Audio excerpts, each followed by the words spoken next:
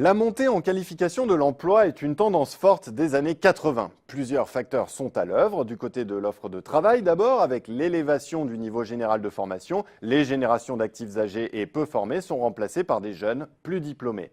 Ensuite, du côté de la demande, on voit un violent mouvement de purge dans l'industrie traditionnelle et une montée en gamme de l'offre avec l'essor notamment des services à forte valeur ajoutée en direction des entreprises.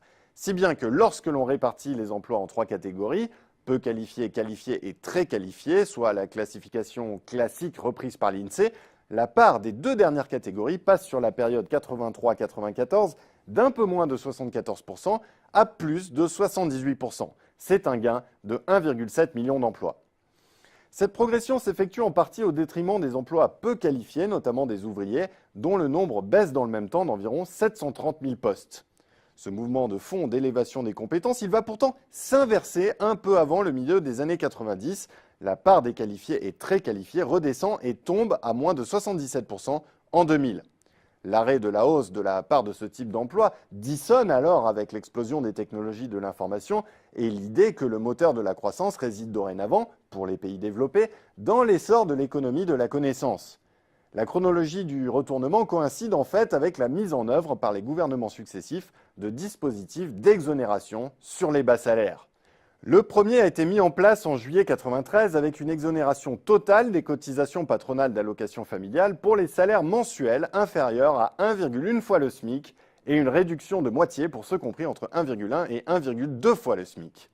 Le clou est enfoncé en 1995, puis en 2000, dans le cadre du dispositif dit Aubry 2, une succession de mesures dont la conséquence directe a été de rendre l'emploi non qualifié de plus en plus attractif.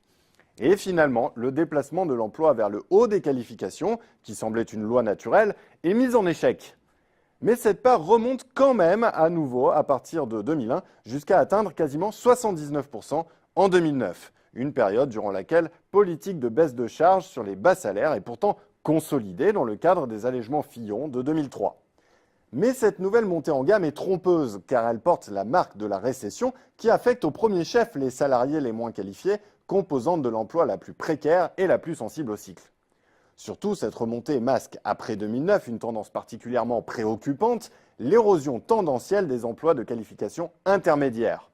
Cette érosion, elle affecte d'abord les classes moyennes en plein déclassement. Une fracture qui marque la panne de l'ascenseur social. La France ne sait plus inclure l'ensemble de sa population dans le mouvement de la croissance. Une inclusion qui a pourtant fait sa force durant les 30 Glorieuses.